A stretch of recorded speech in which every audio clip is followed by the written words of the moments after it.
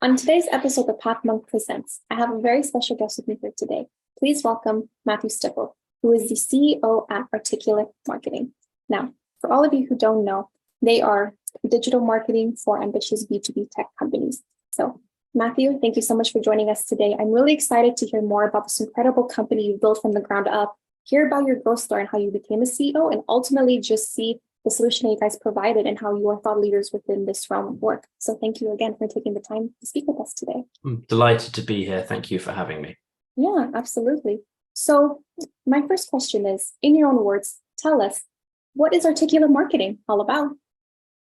Well, we are a B2B marketing agency based in the UK. We help technology companies primarily with thought leadership copywriting, with beautiful websites, with HubSpot consultancy, and with marketing strategy. So that's where we operate. And we're particularly interested in businesses that align with our values. We are a B Corp, we're carbon neutral. So we're very interested in environmental tech, health tech, technology that helps people learn and grow as human beings, that kind of thing. We've worked with very large companies. Hewlett Packard Enterprise, LinkedIn, Microsoft have all been clients, Dell Technologies is a current client. But we also work with very ambitious startups and small businesses. Our smallest client started with us. They had 3 people, they're now 6. So from 3 people up to Microsoft. Oh, wow. That's incredible, especially too, with, focusing on not only technology, but climate tech as well, especially too, where right now climate tech is really big within the trends, and it's a lot of discussion around this topic altogether. So would you say that these clients that you have mentioned, that they are your ideal persona for the people that you want to continue to work with? Or would you say that ultimately you would like your company to be industry agnostic, or what has worked best, as you can see, like with being the CEO over like the last so many years that you've owned this company? Well, so as a business, we've definitely been on a journey about our ideal client profile. And I think today, our ideal client profile, you've got to have a big tick in the technology box. You probably have to be in one of the countries that we primarily work in. You need to be of a certain size, which implies a certain marketing budget and marketing maturity. Typically, but not always, you're going to have some marketing people in the business that we can relate to. Sure, all of those things, that's sort of company demographics. Historically, lots and lots of software and IT hardware businesses, that's where we've happily played. And we are moving towards and taking on more and more of these cultural aligned clients where they're in health tech. So we've just launched a new website for Health Hero in the UK. Ecology, a company called ecology.com with an I, not a Y. We help them on board to HubSpot.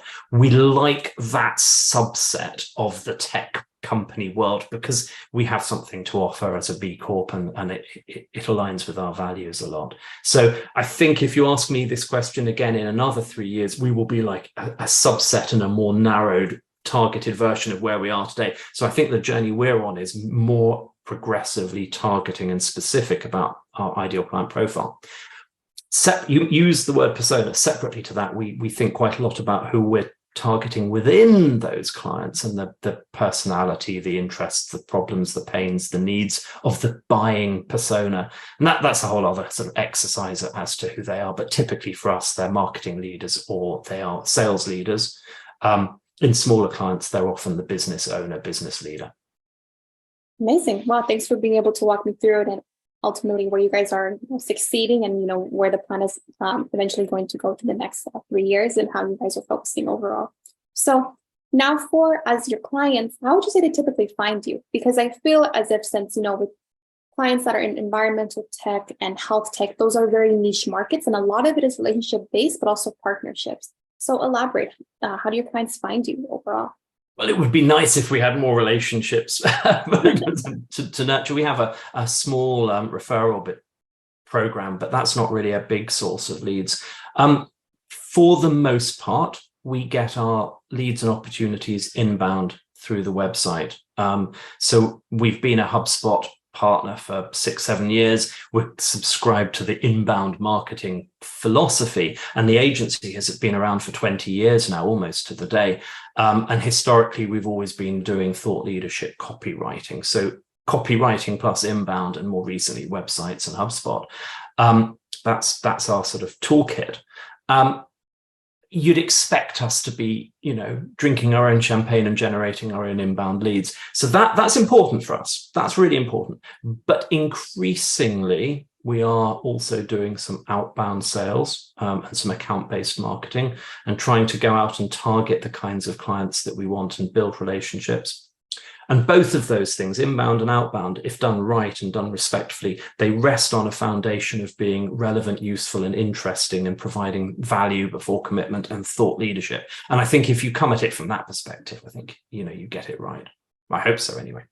Oh, yeah, exactly. And adding on to this question, when I was looking through your company's website, I can see that you guys are really, addressing, we're not only that we are thought leaders, but, you're moving more towards, the high touch value within your consultancy, what you provide overall, like the toolkit and resources. How did you be able to come to this point as well? It's well, again, a long historical journey, because historically we used to write quite high level thought leadership content, copywriting for Microsoft or Google or whatever. This was 10, 15 years ago. And then we got into doing a broader range of marketing services. So there was a phase about 5 or 6 years ago where we wanted to be a, quotes, full service agency. And we're moving back towards a much more narrow range of what we call hedgehogs, core services. And the more that we focus and narrow our specialization, the deeper our expertise becomes. So if we work with, health tech, the more health tech clients we work, the more understanding we have of that sector, for example. The more we do HubSpot website design, which is the kind of website work we do, the more expert we get at it. And so as we have narrowed our focus on ideal clients, narrowed our range of services, I think we've got deeper. And that's become, in the last year, a very deliberate thing that we've tried to reinforce. So we've gone from, in the last month, unpublishing 5 of the 9 service pages we had on our website. So that's the end of a journey, but we've gone on a journey of kind of culling 5 offerings. We used to make videos for people, we used to do social media, just to leave the 4 that we do now. And each one of those starts with a strategy, consultative, high value, high touch engagement. And the thinking behind this is it's really important. Take the example of copywriting. You've got ChatGPT. We're competing against zero cost, not necessarily high quality thought leadership genius copywriting, but the base level is you can get some words written for nothing, and they're grammatically correct, and they're limitations and hallucination aside, that's likely to be reasonably okay. So, how do you differentiate from zero price? Well, you differentiate by being expert at something, by understanding your customer, by understanding their customers and their needs, and exploring that and getting that sort of client intimacy and depth of expertise. So, it's one of those situations where you have to change or be changed, and we've made a really deliberate commitment to that consultative expert positioning.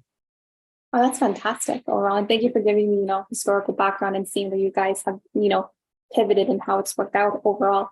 So now my next question is, so with all the overwhelming amount of content that there is out there now for marketers and, for managers and CEOs in general, where do you go to learn, grow, and keep up to date overall, especially within a realm that's ever changing like this, and, figuring out how to pivot, where to pivot overall?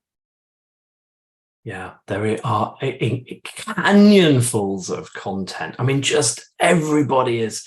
And I think that's the story of the last 5 years. I remember when I launched my blog in 2006, suddenly being in like top 100 lists of bloggers. And I'm a good writer, but I'm nobody special. But now, there are like 100 blogs launched every second, and 100 podcasts and 100 webinars. How do you find things that are interesting?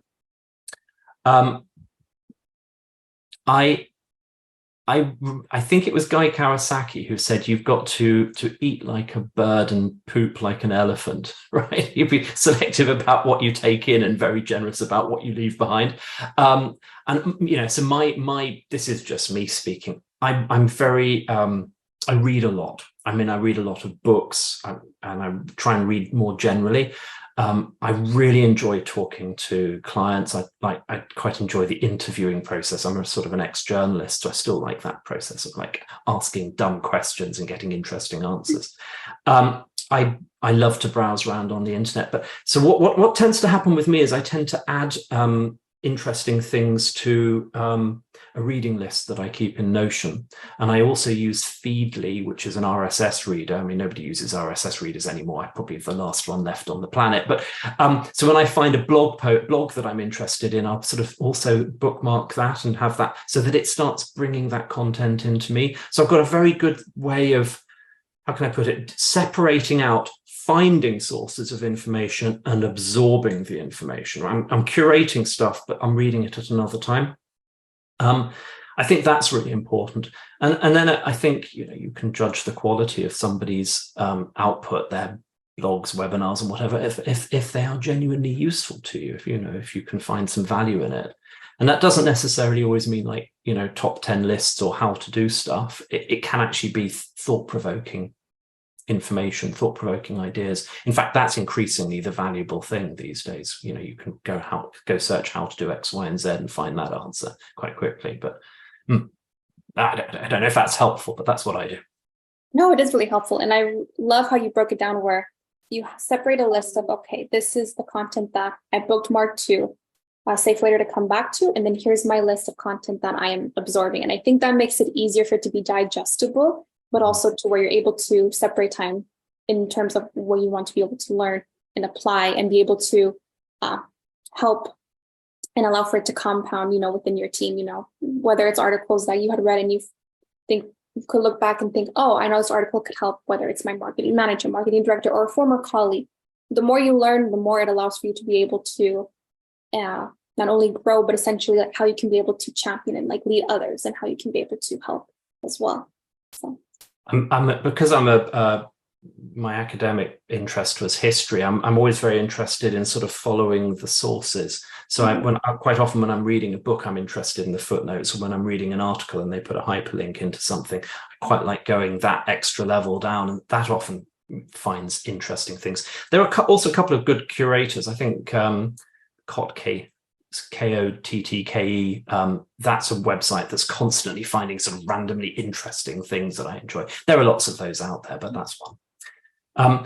But this process of thinking about everyday tasks and kind of actually segmenting them up, or like how you process it. I spent quite a lot of time last month thinking about how I'd managed my to-do list, and I was changing the system that I was using, which happens once every 10 years. So it's a big moment in my life. And I realized that when I'm looking at my to-do list and my tasks, I'm actually doing several different things at the same time. And I wanted to separate out those things. So gathering tasks, like people give me something to do, or I think of some idea I have to follow up, or some action I have to take, or a book or an article I have to read. Okay, gathering them. So I have a tool for that. And then there's a process of triaging, right? Prioritizing, filtering. So, I have my to-do list task kind of has a list of, you haven't decided what to do about these. What category do they belong in? What urgency or importance do they have? Do you have to, when do you have to do it? That's not the same as gathering it. And then I've got another sort of list of a way of viewing that list of, okay, what am I going to do now? What am I going to do next week? And breaking it down into those sort of steps. So doing the same thing for, content consumption is I'm just wondering what other things in my life I could break down like that. Anyway, sorry, I'm going off at a tangent there. No, don't apologize. But this is really great insight, because like you elaborated perfectly on like, with content consumption and, like the difference, like with the to-do list versus like how digesting the content. At least I know I struggle with that. So this has been able to help make it easier for me as well. So thank you for sharing. I like sitting in bed on a Sunday morning with my iPad reading things. That's the right time for me to read. During the working week, I've got no time for that. Yeah, no, Same here. I know exactly what you mean. So now we're at the end of our interview today. And I want to thank you so much for joining us on the podcast. But I also want to give you the last word. If anyone were to forget about everything that we've talked about today in this interview, what is the one thing you want them to remember about your company overall? Well, the website address, yes, Yeah. articulatemarketing.com. And on there are my webinars and our blog posts and a lot of useful, I hope useful, interesting, thought-provoking information. And then there's a rather two little other websites that I'm involved in, which are very personal. One is geekboss.com, where I write personally about management. And the other is vincarter.com, where I write about wine. So if, whatever you're interested in, I've got a website for you. I love that. And then as for the webinars, because I know you have appeared in so many webinars, how many have you appeared in overall, if you don't mind me asking?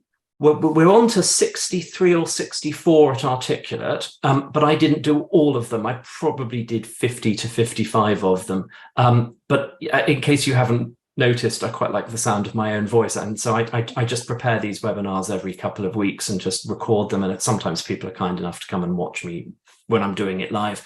Mostly they watch the recorded videos, and all of those are on articulatemarketing.com in the webinar page. You can just sign up and go and watch it. I did one about ChatGPT recently, and I did another one about trust and thought leadership in an era of cynicism and disbelief, which I think is quite I certainly found it an interesting topic to explore. So there you go, a couple of things to look at. Amazing, perfect. Well, you have me hooked. I'm going to subscribe, come to your webinars, definitely. All right. Well, Matthew, thank you so much again for your time. It was great to have you on the show. My pleasure. Thank you for having me. Absolutely. And for all of our listeners out there, check us out next week